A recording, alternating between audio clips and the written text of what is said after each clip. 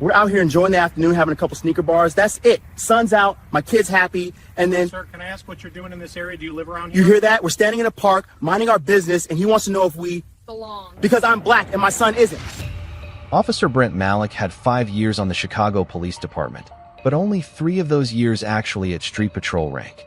He was known for proactive suspicion stops, especially in neighborhoods he thought people didn't fit into. One sunny afternoon in Chicago, everything changed permanently.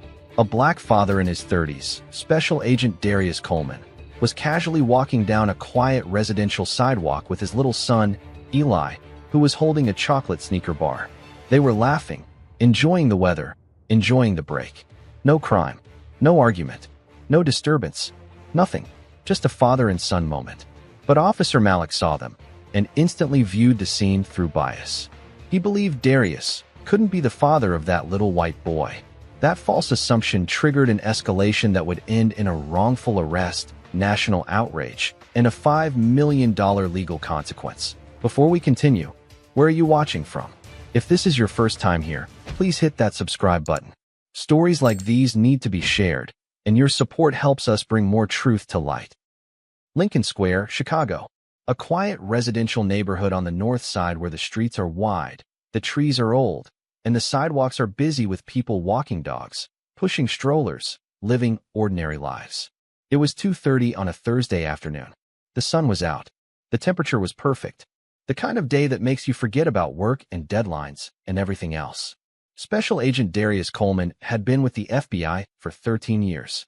13 years working violent crime task forces, organized criminal enterprises, and cross-jurisdictional investigations. He'd testified before grand juries. He'd coordinated with ATF and DEA. He'd been recognized for his work on human trafficking cases. His supervisors called him steady. His colleagues called him reliable. But that afternoon, he wasn't Special Agent Coleman. He was just Dad, walking down the sidewalk with his 7-year-old son, Eli, talking about nothing in particular, video games, what they'd have for dinner, whether they should stop at the park on the way home. Eli was small for his age, with light brown hair, freckles across his nose, and a gap-toothed smile. He held a half-eaten chocolate sneaker bar in one hand and his father's hand in the other. They were laughing. They were safe. They were happy. And to anyone watching, they looked exactly like what they were, a father and son enjoying an afternoon together. But not to everyone. Darius had adopted Eli 3 years earlier, after fostering him for 18 months. Eli's biological parents had lost custody when he was 4, neglect, substance abuse, instability. The foster system had placed him with Darius, who was single, financially stable, and cleared for placement after a rigorous vetting process. At first, Eli had been quiet, withdrawn, uncertain. But over time, trust built. Routines formed. Love took root. By the time the adoption was finalized, Eli called Darius Dad without hesitation. He slept easier. He smiled more. He belonged. The fact that Darius was black and Eli was white didn't matter to them. It was just a detail, a fact with no weight inside their home. But outside, that was different. Darius had learned quickly that some people couldn't accept what they saw. Strangers in grocery stores would ask if he was babysitting. Teachers at Eli's school initially assumed he was a family friend, not the parent. Airport security had once questioned whether Eli was traveling willingly. Darius handled it with patience, documentation, and the kind of exhausted grace that comes from knowing the world won't always see you the way you are. But he'd never expected a police officer to see him as a threat. Officer Brent Malik had been with the Chicago Police Department for 5 years, but his record told a more complicated story. He'd spent his first 2 years on administrative duty, dispatching, desk work, evidence processing. When he finally moved to street patrol, his supervisors noted enthusiasm, but also tendency to overinterpret situations. In 3 years on patrol, Malik had generated 6 complaints. All of them involved stops in neighborhoods where the person detained didn't seem to belong. His words, documented in incident reports. A black teenager walking through a predominantly white area. A Latino family having a picnic in a park Malik considered out of their zone. An Asian man parked outside a business Malik thought looked too expensive for him. None of the complaints had led to discipline. They'd been closed with retraining recommendations and diversity workshop requirements that Malik attended but never internalized. So he stayed on patrol, and the pattern continued. That afternoon, Malik was driving through Lincoln Square, scanning the streets, looking for anything that didn't fit his mental map of how the neighborhood should look. And then he saw them. A black man, walking with a white child, holding hands, laughing. Malik's mind didn't register father and son. It registered mismatch. Something wrong. Something suspicious. In his view, a black man in this neighborhood with a white child could only mean one thing. Something illegal was happening. He didn't consider adoption. He didn't consider blended families. He didn't consider that his assumption was rooted in bias, not evidence. He just acted. Malik slowed his patrol car, made a U-turn, and circled back. Do you think cops judge situations based on stereotypes more than facts? Drop your answer below. Darius noticed the patrol car before it stopped. He'd been a federal agent long enough to recognize when someone was watching him. The slow pass, the brake lights, the turn. He squeezed Eli's hand gently. Hey, buddy, just keep walking normally, okay? Eli looked up, confused. Why? Because a police officer might want to talk to us. It's fine. Just stay close. The patrol car pulled up alongside them and stopped. The window rolled down. Excuse me, Officer Malik called out. Can I talk to you for a second? Darius stopped and turned, keeping Eli slightly behind him. Good afternoon, officer. Is there a problem? Malik stepped out of the car, his hand resting near his belt. I need to see some ID. Darius frowned. Can I ask why? Just routine. ID, please. Routine for what? We're just walking. Malik's eyes moved to Eli, then back to Darius. Is that your son? And there it was. The question that shouldn't have been a question. Darius's jaw tightened, but he kept his voice calm. Yes, he's my son. Your biological son? That's none of your business. It is if I'm investigating a situation. Darius's eyes narrowed. Investigating what? What situation? We're walking down the street. There's no crime. No complaint. No reason for you to stop us. Malik stepped closer. I need to verify the relationship between you and this child. Eli looked up at Darius, his eyes wide, scared. Dad. Darius crouched down to Eli's level, his voice gentle. It's okay, buddy. This officer just has some questions. Stay right here with me. He stood back up and faced Malik, his voice firmer now. Officer, my name is Darius Coleman. I'm a special agent with the FBI. This is my son, Eli. He's adopted. We live 6 blocks from here. I can show you my credentials and documentation, but I need you to understand that you're stopping us without cause. Malik's expression didn't soften. If anything, it hardened. FBI, huh? Sure. Let me see your ID. This is where bias becomes dangerous. Officer Malik didn't believe Darius. Not because Darius was lying. Not because the story was implausible. But because Malik had already decided what he was looking at. A black man. A white child. And in Malik's mind, those two things didn't belong together unless something criminal was happening. Adoption didn't register. Multiracial families didn't register. The possibility that he was wrong didn't register. All Malik saw was a threat to be neutralized. Darius reached slowly into his jacket pocket. I'm getting my credentials now. They're in my inside pocket. Keep your hands where I can see them. They are where you can see them. I'm a federal agent. I know the protocol. Darius pulled out his FBI credentials and held them out. Malik barely glanced at them. Those could be fake. Darius stared at him, disbelief creeping into his expression. Officer, these are legitimate federal credentials. You can verify them with one call. My badge number is right there. I'll decide what gets verified. Right now, I'm concerned about the welfare of this child. Eli's voice was small, frightened. Dad, I want to go home. Darius put a reassuring hand on Eli's shoulder. We will, buddy. Soon. He turned back to Malik, his voice dropping into something colder, more controlled. Officer Malik, he read the nameplate. You need to call your supervisor. Right now? Because what you're doing is profiling. You're stopping a federal agent and his son based on nothing but bias. And if you continue, this will end very badly for you. Malik's face flushed. Are you threatening me? I'm warning you. There's a difference. Turn around and put your hands behind your back. Darius's eyes widened. You're arresting me? I'm detaining you until I can verify this child's safety. His safety? He's with his father. He's perfectly safe. This is insane. Malik reached for his handcuffs. Turn around. Now, should officers be allowed to demand proof of parenthood on the street without cause? Let me know what you think. Darius looked down at Eli, who was starting to cry, his small hand gripping his father's jacket. This was the moment. The choice that every black parent dreads. Comply and submit to something unjust. Show your son that authority can violate you and there's nothing you can do. Or resist and risk escalation, risk violence, risk trauma, risk making things worse. Darius chose survival. Eli, he said softly, kneeling down again.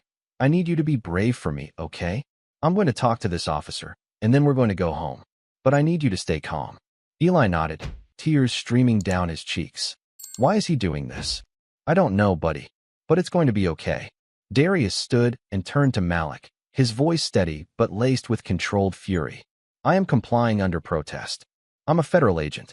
This is an unlawful detention. And my son is watching you traumatize him for no reason. Malik pulled Darius's arms behind his back and snapped the handcuffs on. You can file a complaint later. I'll be filing a lawsuit. The scene was surreal. A black FBI agent, handcuffed on a public sidewalk, while his 7-year-old adopted son stood nearby, sobbing, not understanding why his father was being treated like a criminal. Passers-by stopped and stared. A few pulled out phones and started recording. An older woman approached cautiously. Is everything all right? She asked. That's Darius. He lives in the neighborhood. That's his son. Malik ignored her. Ma'am, step back. But I know him. He's not. Step back. The woman retreated, shaking her head, her phone already out, dialing. Darius stayed calm, his voice measured despite the rage simmering beneath. Officer Malik, you are making the worst mistake of your career. I've identified myself. I've shown you my credentials. I've told you this is my son. And you're arresting me anyway. Do you understand what happens next? Malik didn't respond. He just radioed dispatch. Dispatch, this is Unit 19. I have a possible child welfare situation. Need child protective services and a supervisor to my location. Lincoln Square, corner of Lawrence and Levitt. Darius closed his eyes, breathing slowly, trying to stay composed. For Eli. For himself. For the case he knew was about to unfold. Dad. Eli's voice was shaking. Are you going to jail? No, buddy. This is a mistake. A big mistake. But I'm not going anywhere without you. Within minutes, a second patrol car arrived. Then a third. Officer Sandra Lynn stepped out, a 12-year veteran who'd worked with Malik before and had learned not to trust his judgment. What's going on? She asked. Malik gestured toward Darius. Possible abduction case. Black male with a white child. Claims to be the father, but it doesn't match. Lynn's eyes narrowed. Doesn't match. Just look at them. Lynn walked over to Darius, who was still handcuffed, standing protectively near Eli. She looked at the credentials lying on the ground where they'd been dropped. She picked them up and examined them carefully. Malik, she said quietly, these are real. This is a federal agent. Could be fake. They're not fake. I've seen FBI credentials before. These are legitimate. She turned to Darius.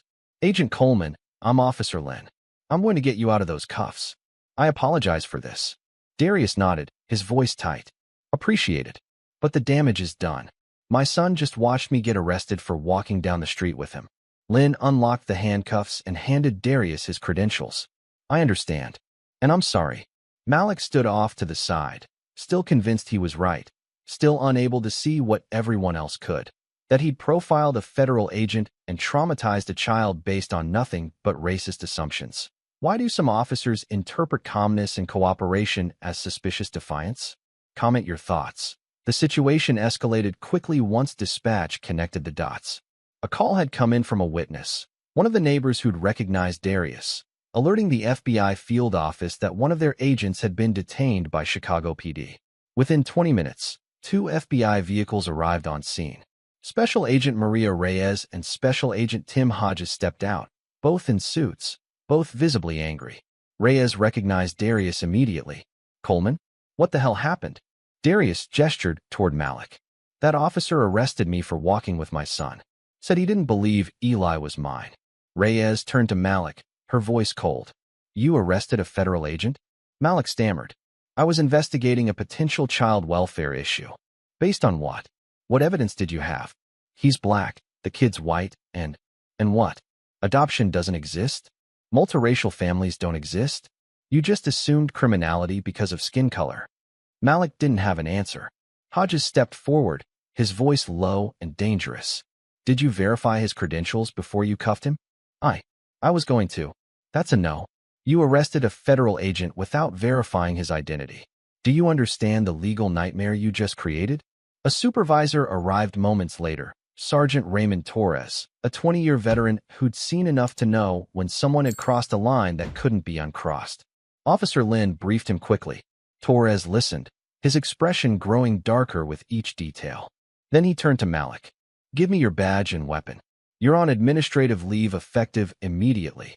Malik's face went pale. Sarge, You arrested a federal agent and traumatized a child based on racial profiling. There's no just about it. Badge. Gun. Now. Malik handed them over, his hands shaking. Torres turned to Darius. Agent Coleman, on behalf of the Chicago Police Department, I apologize. This should never have happened. We'll be conducting a full investigation, and I'll personally ensure you have access to all body camera footage and reports. Darius nodded but didn't speak. His focus was on Eli, who was still crying, still scared, still trying to understand why the world had just turned hostile. Darius knelt down and pulled his son into a hug. It's over, buddy. We're going home now. Eli buried his face in his father's shoulder. I don't like police officers.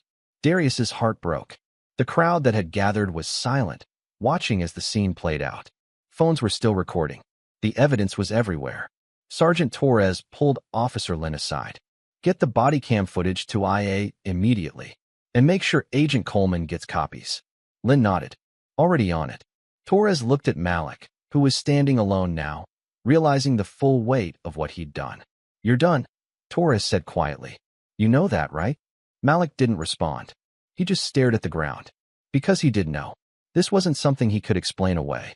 This wasn't something the Union could protect him from. He'd arrested a federal agent. On camera. In front of witnesses. Based purely on racial bias. His career was over. Should police officers be on desk duty automatically after one race-based complaint? Drop your answer. By that evening, the story had gone viral. Video from multiple witnesses showed the entire encounter. Darius being handcuffed, Eli crying, Officer Malik's justification that he didn't believe a black man could be the father of a white child. The outrage was immediate and intense.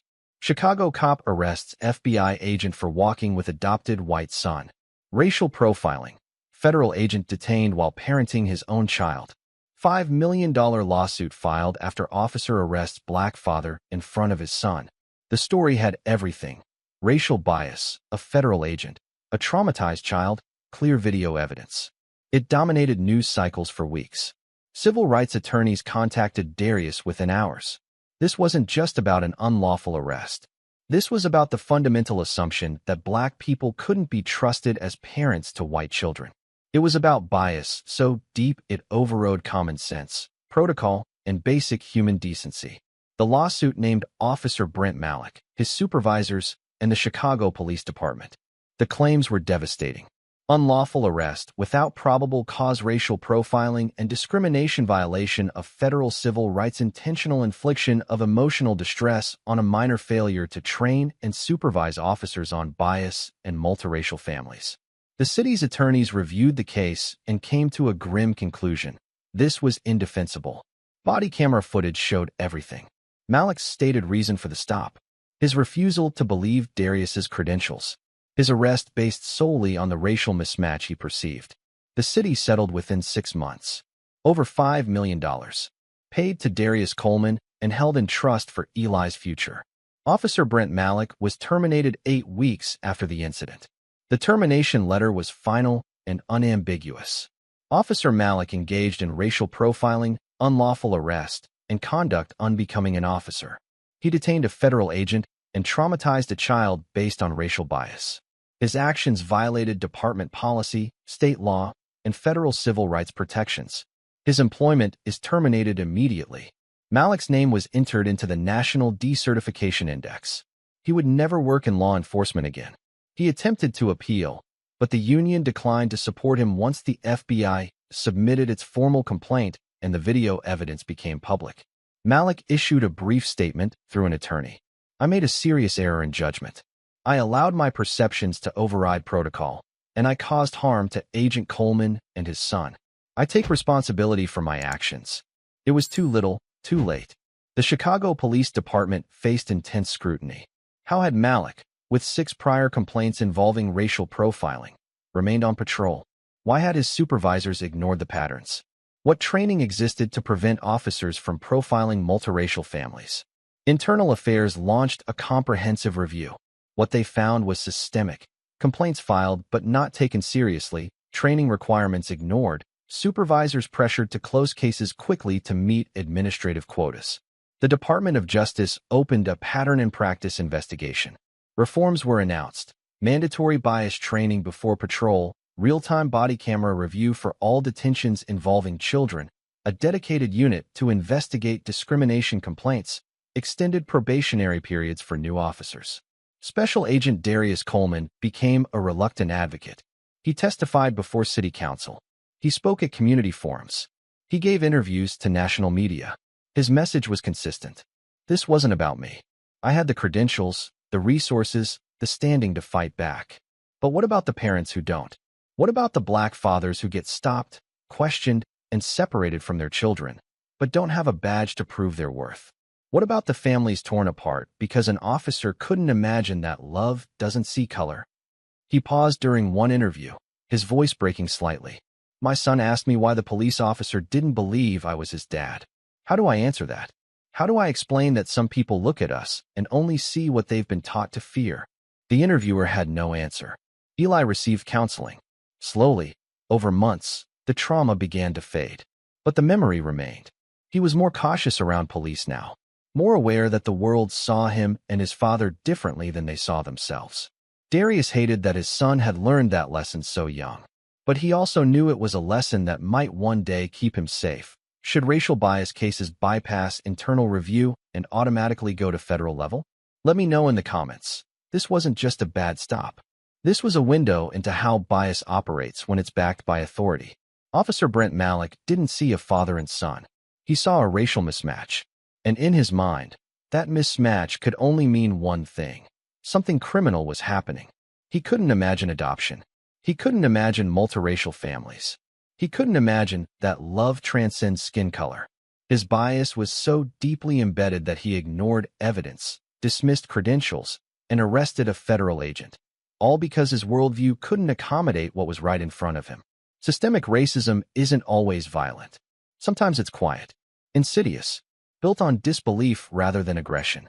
It's the assumption that a black man can't be trusted with a white child. It's the refusal to see family where family exists. It's the weaponization of concern to justify profiling. And when that bias is empowered by a badge, a gun, and the authority of the state, it doesn't just harm individuals. It tears at the fabric of trust that holds communities together. Brent Malik's career is over. That's justice. The city paid over $5 million. That's accountability. But money and terminations don't undo trauma. They don't erase the memory of a 7-year-old boy watching his father get arrested for being black. The real question is, what changes now? Do departments finally take bias complaints seriously before they escalate? Do they finally train officers to recognize that families come in all configurations? Do they finally accept that profiling isn't proactive policing? It's discrimination with a badge? Because if we don't fix the system that put Brent Malik on the street, if we don't address the bias that taught him to see threats instead of families, then we're just waiting for the next officer, the next victim, the next child who learns too young that the world doesn't see them the way their parents do. Comment if this should be national law. Any wrongful arrest proven by Bodycam equals immediate decertification. No appeals. No second chances. And if you believe stories like this need to be told, if you think accountability matters and reform starts with awareness, then hit that subscribe button. Because we're going to keep exposing these patterns. We're going to keep demanding better. We're going to keep fighting for the families who deserve to walk down the street without fear. This isn't just about one officer or one family. It's about all of us. And the world we're willing to accept. Stop right there. Hands where I can see them. Whoa, what's the problem? I'm just walking. Keep your hands up. Turn around. Seriously, officer, what's going on? We got a report of a car theft suspect matching your description. Keep your hands where I can see them. You got the wrong guy. I'm off duty. Look, FBI, Special Agent Harris. Officer Tyler Bronson had only 4 months on the Miami Police Department when he made the kind of decision that doesn't just end a career, it stains your name forever.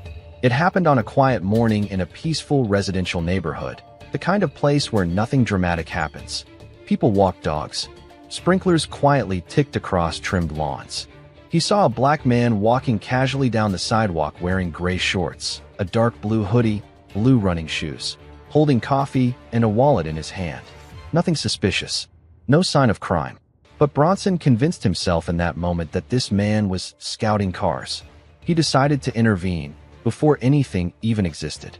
The man he targeted was Special Agent Harris, a federal FBI agent. What happens next costs the department over $2 million and destroys Bronson's entire future.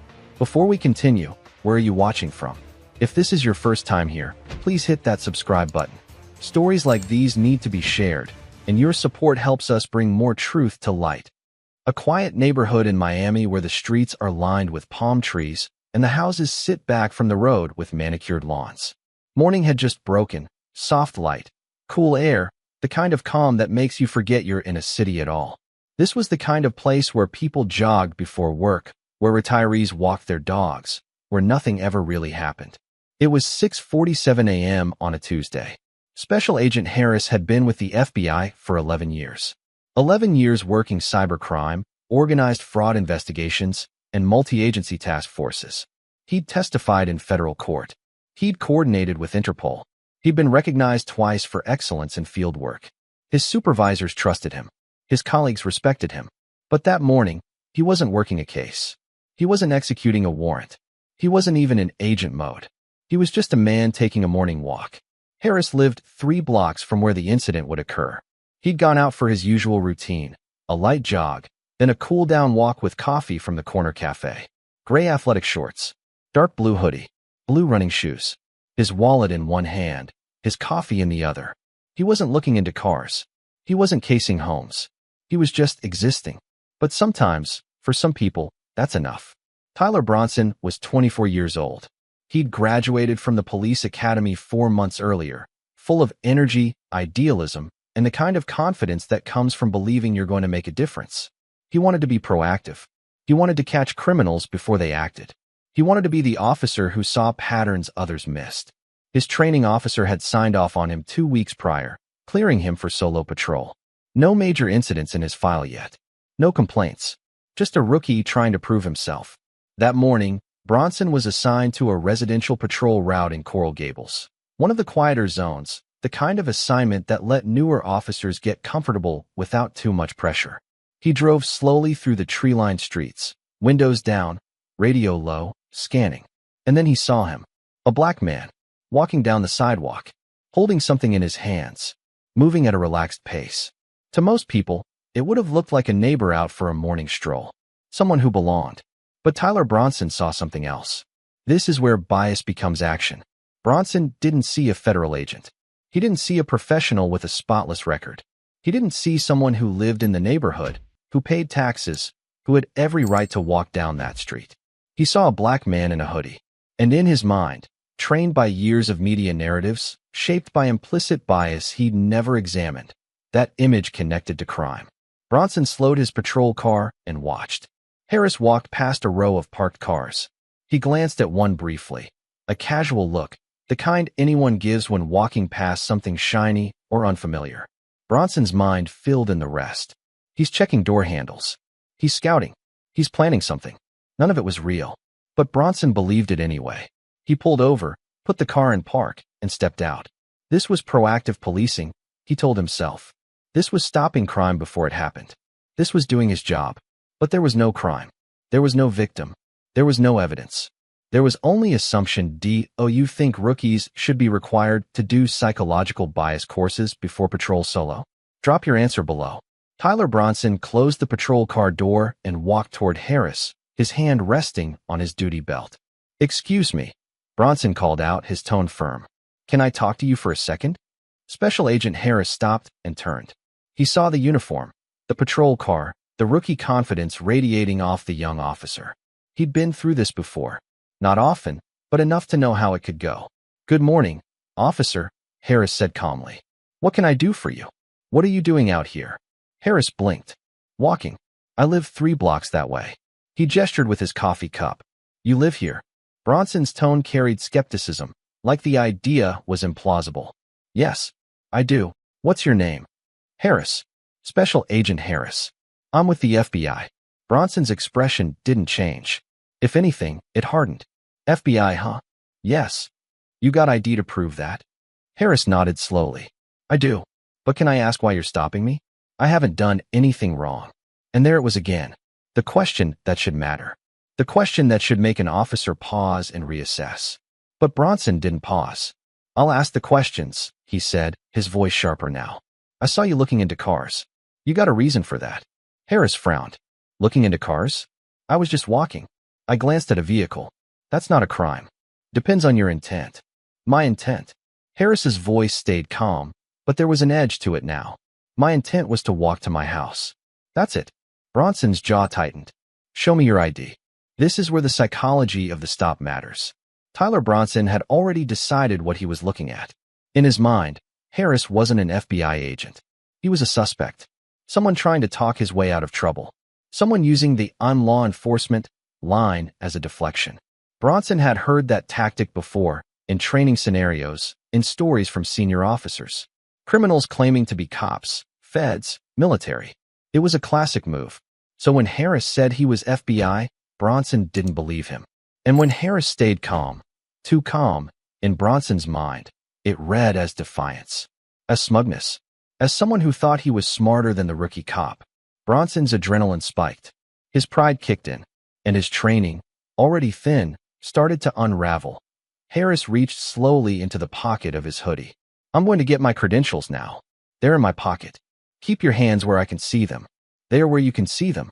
I'm telling you what I'm doing before I do it. That's protocol. Harris pulled out his FBI credentials, a black leather case with his badge and identification card. He opened it and held it out. Bronson glanced at it. Barely. That could be fake, he said. Harris stared at him, disbelief creeping into his expression. Officer, that is a legitimate federal credential. You can verify it. Call your dispatch. Call the FBI field office. My badge number is right there. Anyone can buy a badge online. This isn't from online. This is real. I'm a special agent. I've been with the Bureau for 11 years. Bronson's hand moved closer to his baton. I think you need to come with me so we can sort this out. Harris's voice stayed controlled, but the frustration was building. Sort what out?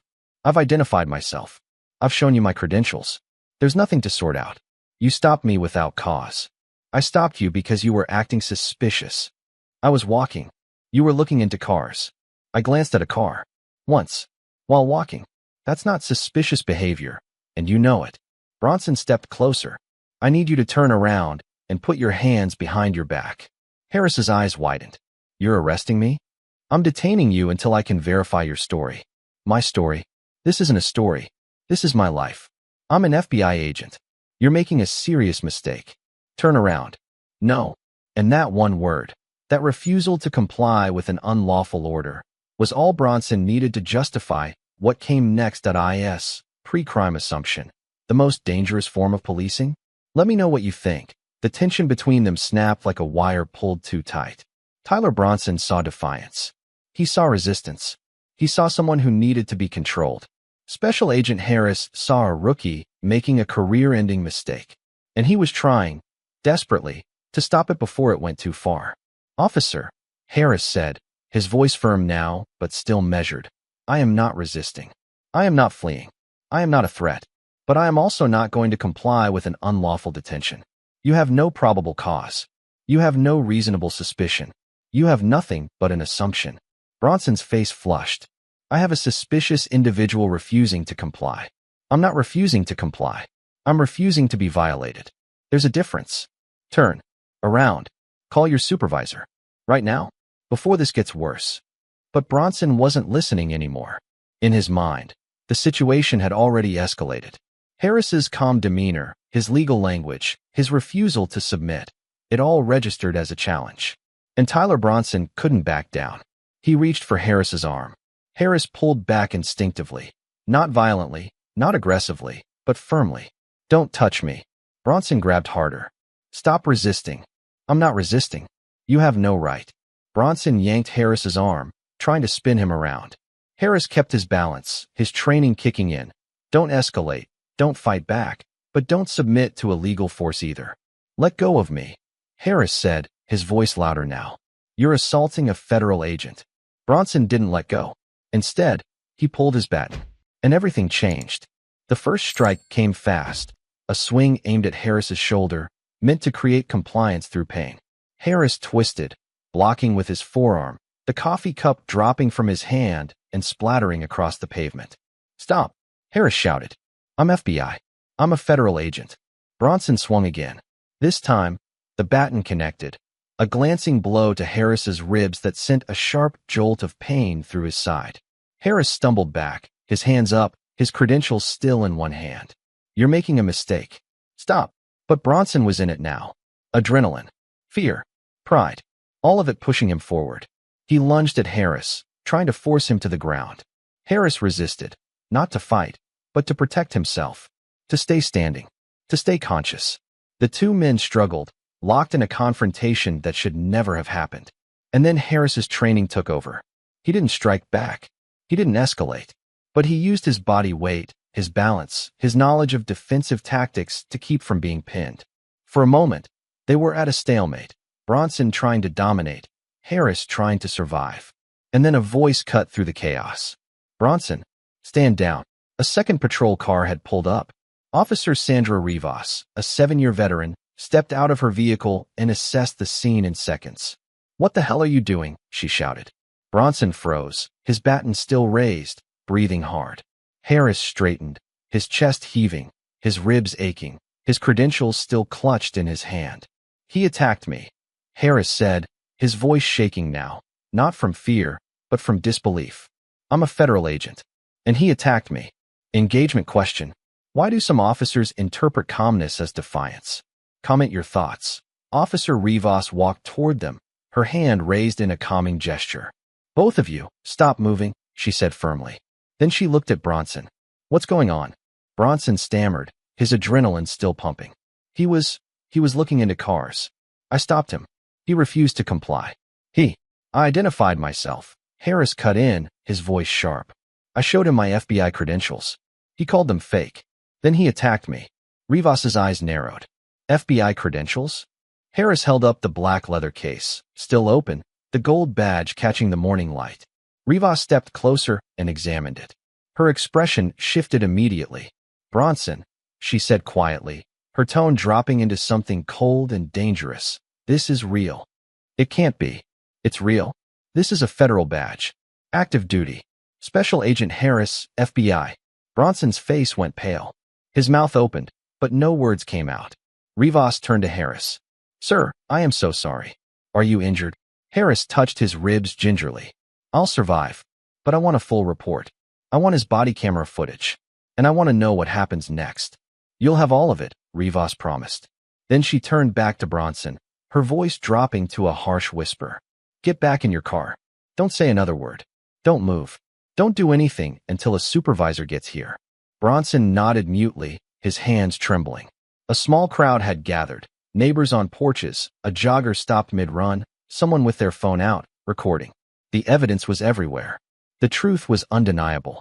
And Tyler Bronson's career was over before it had really begun. Within minutes, a supervisor arrived, Sergeant Luis Ochoa, a 14-year veteran with no tolerance for reckless policing. He spoke briefly with Rivas, then with Harris, then finally turned to Bronson. You attacked a federal agent? Ochoa's voice was calm, but the anger underneath was palpable. I didn't know. You didn't verify. You didn't call it in. You didn't listen when he identified himself. You just assumed. Bronson looked at the ground. Ochoa shook his head. You're done for the day. Go back to the station. Don't talk to anyone. Don't post anything. Don't do anything. Internal Affairs will contact you. Bronson nodded and walked back to his patrol car, moving like a man in a daze. Special Agent Harris stood with Officer Rivas and Sergeant Ochoa, still processing what had just happened. I need to make a formal complaint, Harris said. This wasn't just a bad stop. This was an assault. On a federal agent. In my own neighborhood. You'll have every resource you need, Ochoa said. The FBI will be notified. Internal Affairs will investigate. And I can tell you right now, this officer will not be on the street again. Harris nodded, but the anger was still there, simmering beneath his professional composure. I've been doing this for 11 years, he said quietly. I've worked with local PD in 6 states. I've never had an officer refuse to verify my credentials and then attack me. This isn't just incompetence. This is bias. This is what happens when you train people to see threats where there aren't any. Ochoa didn't disagree, because he couldn't. This moment, this single encounter on a quiet morning in Coral Gables, would define Tyler Bronson's life. It would cost the city millions. And it would force an entire department to confront the consequences of sending undertrained, biased officers onto the street. Should officers lose certification immediately after proven wrongful force? Drop your answer. By noon, the story had reached the FBI Miami field office. By 3 p.m., it was in the hands of federal investigators. By evening, it was national news. FBI agent attacked by Miami rookie cop during morning walk. Federal officer assaulted after showing credentials to police. Miami PD under fire after agent beaten in own neighborhood. The headlines wrote themselves. The outrage was immediate. The FBI filed a formal complaint with the Miami Police Department within 24 hours. Not a request, not a suggestion, a demand for accountability. The Department of Justice opened a civil rights investigation. Internal Affairs launched a full review of Tyler Bronson's training, his academy records, his field evaluations. What they found wasn't encouraging. Bronson had passed his academy exams, but his psychological evaluation had noted tendencies toward over-assertion in uncertain situations. His field training officer had flagged him twice for premature escalation, but signed off on him anyway, citing department staffing needs. He'd been cleared for solo patrol after just 12 weeks of supervision. The standard was 16. The department had rushed him, and now they were paying the price. Civil rights attorneys contacted Special Agent Harris within days. This wasn't just about an unlawful stop. This was about assault, battery, violation of civil rights. And it had happened to a federal agent, someone with the credibility, resources, and standing to take the case all the way. The lawsuit named Tyler Bronson, his training officer, his supervisor, and the Miami Police Department itself. The allegations were damning. Unlawful stop without reasonable suspicion, failure to verify credentials, assault with a deadly weapon, the baton, violation of federal civil rights, deliberate indifference by the department in training and supervision. The city's attorneys reviewed the case and came to a fast conclusion. This was indefensible. Body camera footage showed everything. Harris identifying himself. Harris showing his credentials. Bronson refusing to verify. Bronson attacking. There was no gray area. No ambiguity. No room for interpretation. The city settled before it went to trial. Over $2 million. Paid to Special Agent Harris. Funded by taxpayers. Tyler Bronson was terminated 6 weeks after the incident. The termination letter was brief and final. Officer Bronson engaged in conduct that violated department policy, state law, and federal civil rights statutes. He failed to exercise sound judgment, ignored established protocol, and used force without justification. His employment is terminated effective immediately, but the consequences went further. Bronson's name was entered into the National Decertification Index, a database that tracks officers who've been fired or had their certifications revoked. It meant no other department would hire him. Not in Florida. Not anywhere. His law enforcement career was over. Permanently. He tried to appeal. The union backed him initially, but once the FBI's evidence was made public, they quietly withdrew their support. Bronson issued a brief statement through an attorney. I made a serious error in judgment. I failed to properly verify Special Agent Harris's credentials, and I reacted in a way that was inconsistent with my training. I take full responsibility for my actions, and I apologize to Agent Harris and the community. It didn't matter. The damage was done. Special Agent Harris testified at the Internal Affairs hearing, his testimony measured but powerful. I didn't ask to be the face of this issue, he said. I didn't want this attention. But if my experience prevents this from happening to someone else, someone without a badge, without federal backing, without the ability to fight back, then it was worth it. He paused. Officer Bronson saw me and made an assumption. Not based on evidence. Not based on behavior. Based on bias. And when I didn't submit to that bias, he attacked me. That's not policing. That's violence with a badge. The room was silent. I've worked with good cops. I've worked with great cops. People who risk their lives to protect others. But I've also seen what happens when departments rush training, ignore red flags, and put officers on the street before they're ready. And this is the result. The Miami Police Department announced a series of reforms 6 months later. Extended field training from 12 weeks to 20 weeks. Mandatory bias training before solo patrol. Real-time body camera uploads to prevent tampering. A new review process for use of force incidents involving federal agents or other law enforcement. The reforms were significant, but they came too late for Tyler Bronson. And they came only after a federal agent was attacked in his own neighborhood, and the city had to pay millions to settle the case. Are rookie officers rushed onto the street too fast? Let me know in the comments. This wasn't an accident. Let's be clear about that. Tyler Bronson didn't stumble into a bad decision. He made a series of deliberate choices to stop a man without cause, to ignore his credentials, to escalate instead of verify, to use force instead of reason. And those choices weren't random. They were rooted in something deeper, something that training should have addressed but didn't. Bias. Assumption. The projection of criminality onto someone who was just existing. The uncomfortable truth is that stories like this happen because we allow them to. We allow departments to rush rookies through training because they're understaffed. We allow officers to patrol solo before they're ready because it saves money. We allow bias to go unchecked because we pretend colorblindness is the same as fairness. We allow the system to repeat the same mistakes over and over until someone with the power to fight back, someone like Special Agent Harris, forces accountability. But what about everyone else? What about the people who don't have an FBI badge? What about the people who can't afford attorneys? What about the people whose encounters with officers like Tyler Bronson don't end with million-dollar settlements? They end with injury, trauma, or death. Those stories don't always make headlines, but they're happening. Every day, Tyler Bronson's career is over. That's a fact.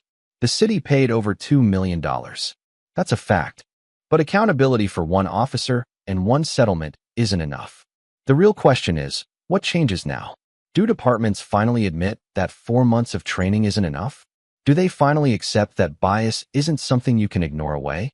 Do they finally acknowledge that rushing officers onto the street puts everyone at risk, including the officers themselves? Because if we don't change the system that allowed Tyler Bronson to attack a federal agent in broad daylight, then we're just waiting for the next rookie, the next victim, the next $2 million settlement. Comment below if you believe rookie officers should need 2 years supervised field training before solo patrol. And if you think stories like this matter, if you believe we need to keep exposing these patterns and demanding better, then hit that subscribe button.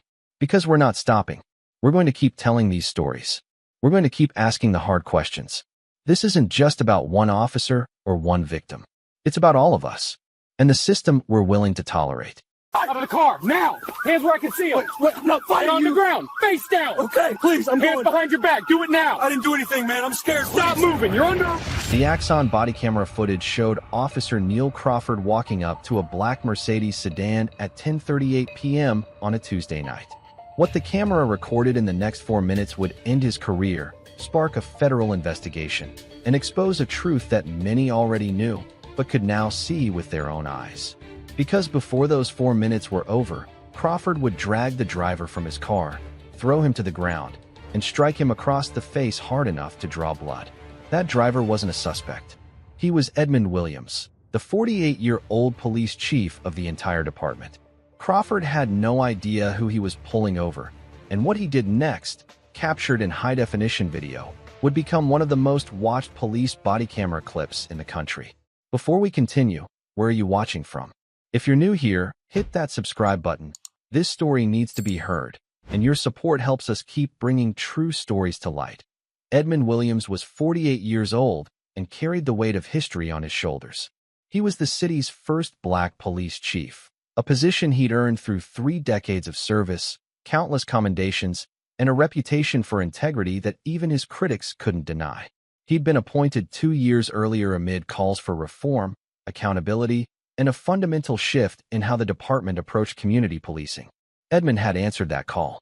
He'd implemented body cameras on every officer despite union resistance, overhauled use of force policies, established a civilian oversight board, created mandatory training on implicit bias and de-escalation.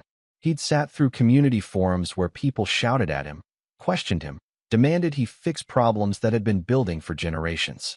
And he'd listened, actually listened. His approach was simple. Policing should be about service, not power. About building trust, not breaking it. About treating every person, regardless of race, class, or circumstance, with the dignity they deserved. That Tuesday night, he'd been at the station late, reviewing use of force reports from the previous month, looking for patterns, identifying officers who might need additional training. It was the kind of detail work that didn't make headlines but kept the department accountable. When he finally left just after 10, he was exhausted. He'd changed out of his uniform hours earlier, wearing jeans and a simple button-down shirt. His badge and credentials were in his wallet on the passenger seat. His service weapon was locked in his office safe, per his own policy when off-duty. He was just another man driving home through the West District in his personal vehicle, a black Mercedes he'd saved years to buy, a small symbol of the success he'd earned through hard work and sacrifice.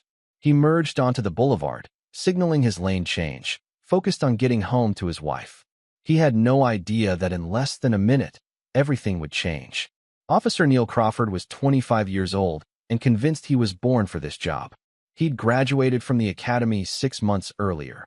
Young, athletic, aggressive in a way his instructors had noted with concern but couldn't quite discipline out of him.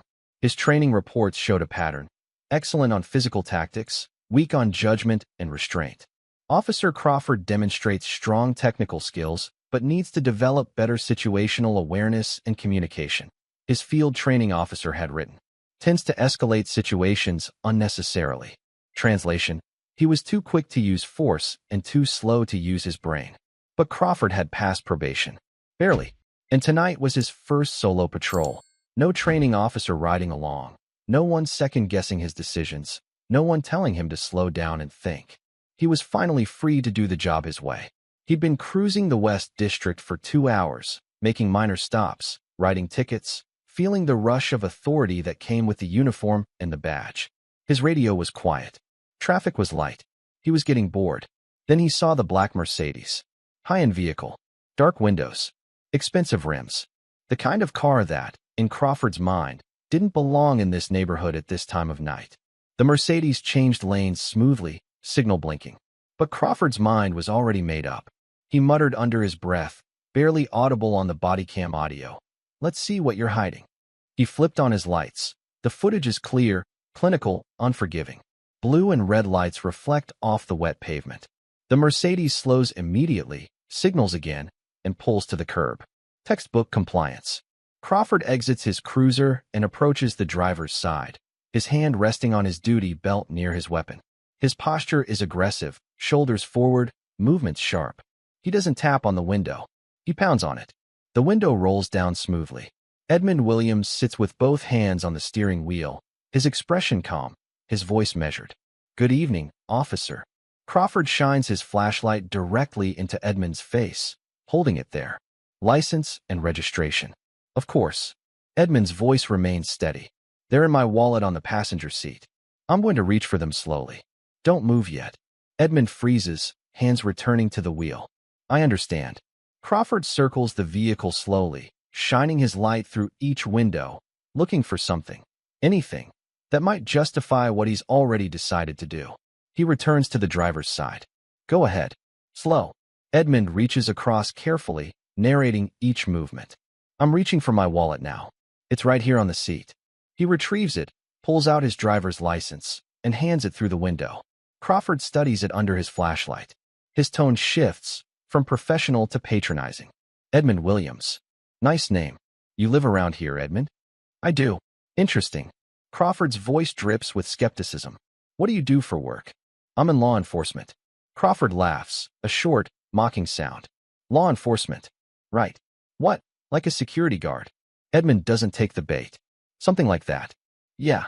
Crawford leans closer, invading the space at the window. You know why I stopped you? No, officer, I don't. Your left taillight is out. The narrator's voice cuts in, calm, and factual. It wasn't. The footage would later prove that every light on the vehicle was functioning perfectly. Crawford orders Edmund to step out of the vehicle. Edmund's expression shifts, just slightly. Not fear, just the recognition of where this is heading. May I ask why? Because I'm telling you to. Step out. Officer, I haven't committed any. Step out of the vehicle now, or I'll remove you myself. Edmund exhales slowly. He opens the door, moves deliberately, and steps onto the pavement with his hands raised slightly, visible, non-threatening. Crawford moves in close, too close. Invading space, asserting dominance. You got anything on you I should know about? Weapons? Drugs? No, officer. You mind if I search you? I'd prefer you didn't without probable cause. That was the moment Crawford's demeanor changed completely. His jaw clenched. His hand moved to Edmund's shoulder, not guiding, grabbing. Turn around. Hands on the hood. Officer, I'm not resisting, but I'd like to know what. Hands on the hood. Edmund complies, placing his palms flat on the warm metal of the Mercedes. His voice remains calm, almost gentle. There's a badge in my wallet. I'm a police officer. If you'll just... I don't care what you say you are. Edmund reaches slowly toward his back pocket. My credentials are right. Don't move. Crawford's hand shoots out, grabbing Edmund's wrist. Hard. Twisting it. I'm not. Crawford yanks Edmund backward, spins him around, and shoves him against the car. Edmund's head snaps forward from the impact. You don't listen, do you? Officer, please. Crawford grabs Edmund by the collar and the belt, rips him away from the vehicle, and throws him to the ground. The body cam captures everything. The sound of Edmund's body hitting the asphalt. The groan. The way his hands instinctively move to protect his head. And then Crawford's forearm comes down. A sharp, brutal blow across Edmund's jaw. Blood appears instantly, dark against Edmund's skin, spreading from a split lip. Edmund doesn't fight back. Doesn't resist. He lies still, breathing hard, tasting blood, knowing that any movement could make this worse.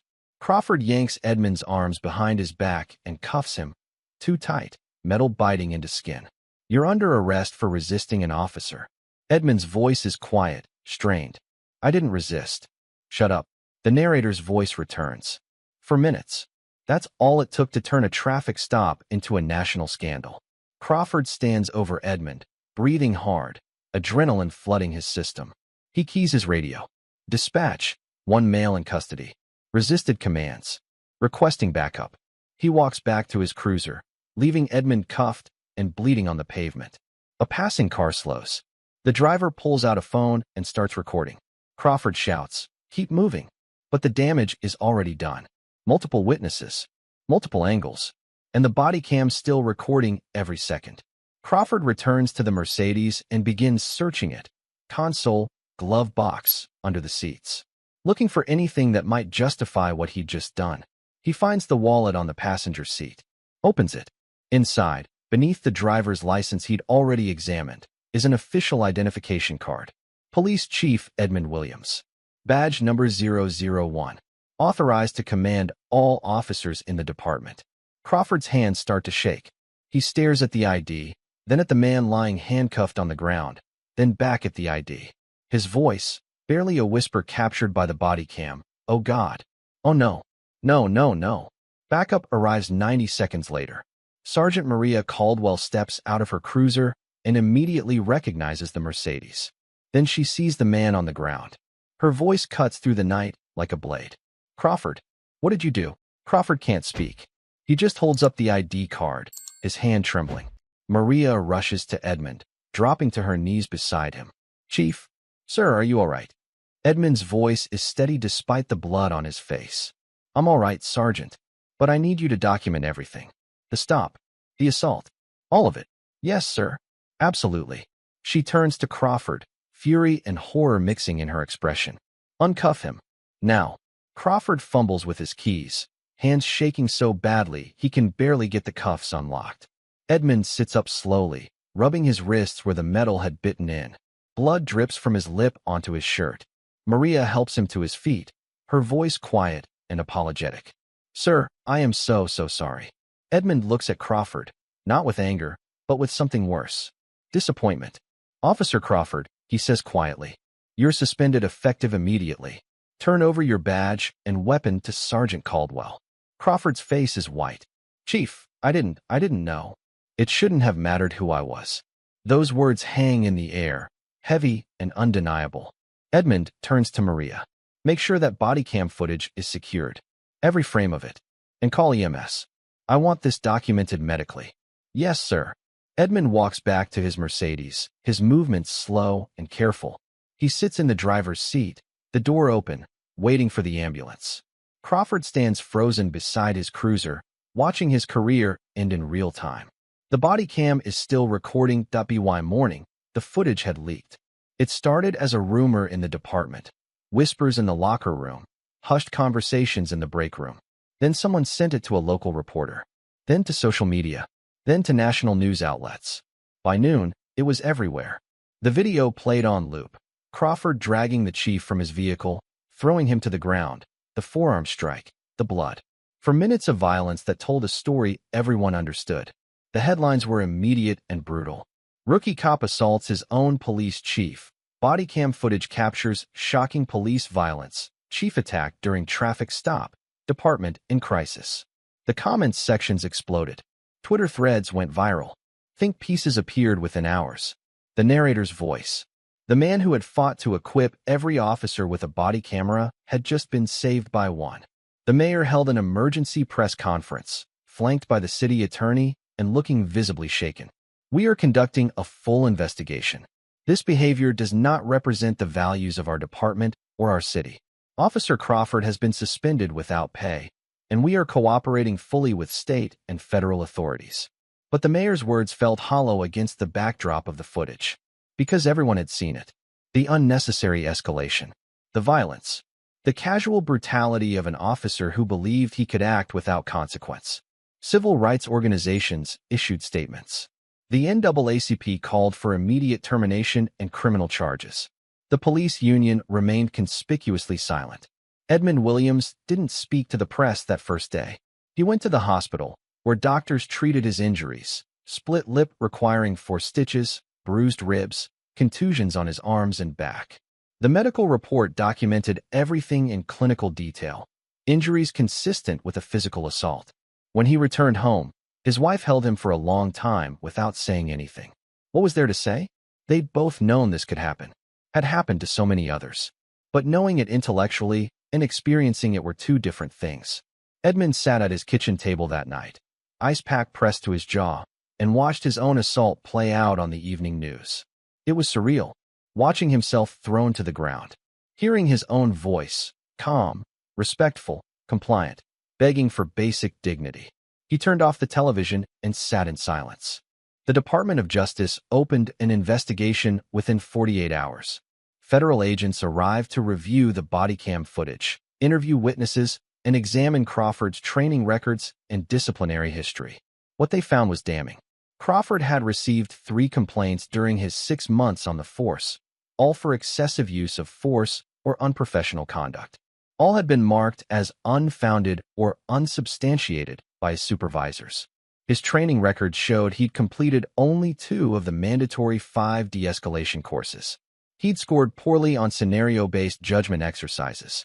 Multiple instructors had noted concerns about his aggressive approach to citizen contact, but he'd been allowed to patrol alone anyway. The investigation also uncovered text messages from Crawford's phone, conversations with other officers that revealed a pattern of bias and contempt. Another night in the hood. Gonna rack up some stops. Pulled over 3 tonight. All fit the profile. They think they can talk back. I make sure they don't. The messages were entered into evidence. Copied. Documented. Undeniable. What would you have done in Chief Williams's position? Let us know in the comments. The federal civil rights case moved quickly. Officer Neil Crawford was terminated from the department and charged with assault under color of law, deprivation of civil rights, and filing a false police report. Chief Edmund Williams filed a $30 million civil lawsuit against Crawford and the city, alleging racial discrimination, excessive force, unlawful detention, and failure to properly train and supervise officers. The city's legal team reviewed the evidence and reached a grim conclusion. The case was indefensible. They offered a settlement. Edmund's attorneys refused. This isn't about money, his lead counsel told the press. This is about accountability, about making sure this never happens to anyone else. The trial began 8 months after the traffic stop. The courtroom was packed. Media, activists, off-duty officers, concerned citizens, everyone wanted to see how this would end. Edmund sat at the plaintiff's table, composed and dignified in a dark suit. Crawford sat across the aisle, looking smaller somehow, diminished by the weight of what he'd done. The prosecution's case was brutally straightforward. They played the body cam footage. All 4 minutes. No edits. No commentary. Just the raw, unfiltered reality of what had happened. The jury watched in silence. When the footage ended, several jurors were visibly shaken. One was crying. The prosecutor stood. "Ladies and gentlemen, this is not a case about a split-second decision in a dangerous situation. This is a case about a traffic stop that should have taken 5 minutes and resulted in nothing more than a warning or a ticket. Instead, it ended with a respected law enforcement professional, a man who has dedicated his life to serving this community, bleeding on the pavement, handcuffed, treated like a criminal because Officer Crawford decided that's how he deserved to be treated. And why? Because of a taillight that wasn't even out. Because Officer Crawford saw a black man in an expensive car and made assumptions. Because he couldn't imagine that the person behind the wheel might actually be his superior in every way that matters. The defense tried to argue mistake, honest error, fear for safety. But the footage made those arguments impossible. There was no threat, no weapon, no resistance. Just a calm, compliant man trying to explain who he was while being assaulted by someone who should have been protecting him. Edmund took the stand on day 3. The prosecutor asked him to walk through the stop from his perspective. He did so calmly, without embellishment, letting the facts speak for themselves. "When Officer Crawford struck me, what was your first thought?" Edmund paused. "My first thought was that I hoped the body camera was working, because without it, no one would believe me." The courtroom was silent. Even as a police chief, with decades of service, with credibility and institutional support, I knew that if this came down to his word against mine, there would be people who wouldn't believe me, who would assume I must have done something to deserve it. That's the reality we live in. And that's why this case matters. The defense attorney's cross-examination was brief and ineffective. Every question he asked, Edmund answered with the same calm precision that had defined his career. When he stepped down, the prosecution rested. The defense called Crawford on day 4. He looked young on the stand, scared, but also defensive, still clinging to the narrative that he'd been doing his job, that he couldn't have known that anyone would have reacted the same way. The prosecution's cross-examination was surgical. "Officer Crawford, when you approached Chief Williams's vehicle, what made you suspicious? The car, the neighborhood, the time of night. What specifically about the car? It was expensive. Out of place. Out of place because..." Crawford hesitated. He knew the trap. "I don't know." "You don't know? Let me ask you this. If a white man in a business suit had been driving that same car in that same neighborhood at that same time, would you have stopped him?" Maybe. "I don't know." "You don't know." The prosecutor turned to the jury. The body cam knows. They played the footage again, this time focusing on Crawford's words. "Let's see what you're hiding. You don't listen, do you? Shut up." Each phrase a window into assumptions, bias, contempt. The defense had no response. The jury deliberated for 7 hours. When they returned, the forepersons stood and read the verdict. In the matter of Williams versus Crawford and the city police department, we find the defendants liable on all counts: racial discrimination, excessive force, unlawful detention, and intentional infliction of emotional distress. Compensatory damages, $15 million. Punitive damages, $15 million. Total, $30 million. The judge also issued a consent decree requiring the department to implement comprehensive bias training for all officers, overhaul hiring and disciplinary procedures, establish an independent civilian oversight board with subpoena power, requires psychological evaluations for all officers involved in use of force incidents. Crawford sat motionless as the verdict was read. His attorney placed a hand on his shoulder, but he didn't react. Edmund closed his eyes and took a slow breath. The narrator's voice returns. It wasn't about revenge. It was about making sure the cost of failure was too high to ignore. Neil Crawford served 18 months in federal prison for assault under color of law. When he was released, he moved across the country and disappeared from public life. He never gave an interview, never issued a statement, just carried the weight of what he'd done into whatever future he could build from the wreckage. His name became a case study in police academies nationwide, a cautionary tale about bias, aggression, and the catastrophic consequences of treating people as threats simply because of how they look.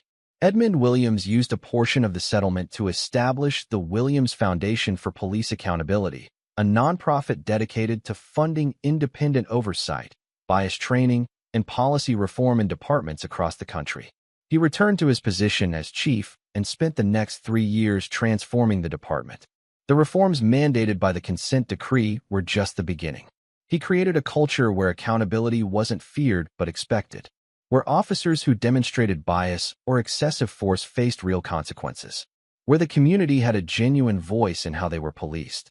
Some officers resented him, called him a traitor, said he'd made their jobs harder. But most understood. They'd seen the footage. They'd watched their chief bleed on the pavement. And they knew that if it could happen to him, the system was broken in ways they could no longer ignore.